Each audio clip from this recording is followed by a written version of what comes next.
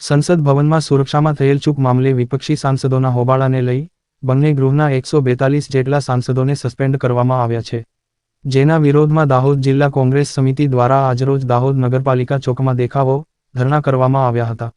લોકશાહી બચાવોના નારા સાથે કોંગ્રેસ દ્વારા ધરણા પ્રદર્શન કરવામાં આવ્યું હતું. ભાજપ સરકાર સામે આકરા પ્રહારો કરી, સંસદ એ લોકશાહીનું મંદિર છે, તેના ઉપર થયેલા એટેકને અમે વખોડીએ છીએ તેમ જણાવી રોષ વ્યક્ત કર્યો હતો.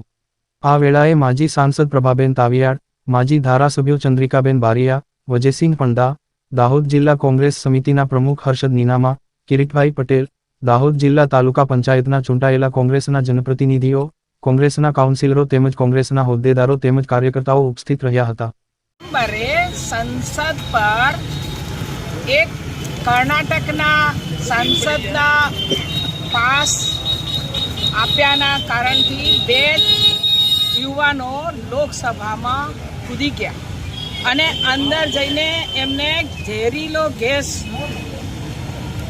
એ વેર્યો, તો એનાથી અફડાતફડી થઈ. આ જે યુવાનો અંદર ઘૂસ્યા છે એ ભાજપના કર્ણાટકના સંસદના આપેલા પાસ થકી અંદર ઘૂસ્યા છે અને આજે તો ત્યાં આવ્યું છે કે ત્યાંના એક ડીએસપીનો છોકરો પણ આ કારસ્તાનમાં સામેલ છે.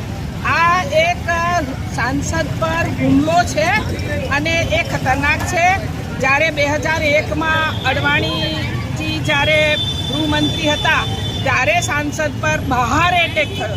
આ તો લોકસભામાં અંદર ઘૂસી ગયા છે અને એ વખતે અડવાણીજીએ આવીને પાર્લામેન્ટમાં સ્ટેટમેન્ટ આપ્યું હતું ને પાછળથી ગુનેગારોને સજા થઈ હતી.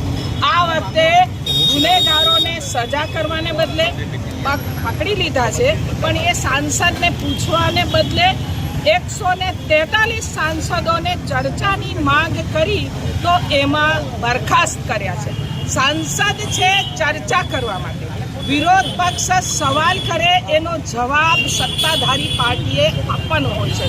એની જગ્યાએ આ ચર્ચા માટે માગણી કરી એનો શું થયું એ જાણવા માટે જ્યારે સાંસદ સભ્ય સવાલ કરે છે ત્યારે એમને સાંસદમાંથી કાઢી મૂક્યા છે. એનો અમે આજે વિરોધ કરીએ છીએ.